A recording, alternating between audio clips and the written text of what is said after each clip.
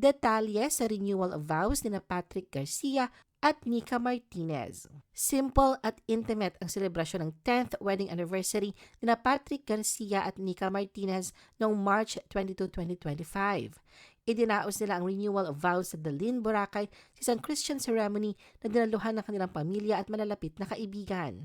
Kasama sa mga dumalo ang Team Kramer ni na Cheska at Dog at mga anak na sina Kendra, Scarlett at Gavin.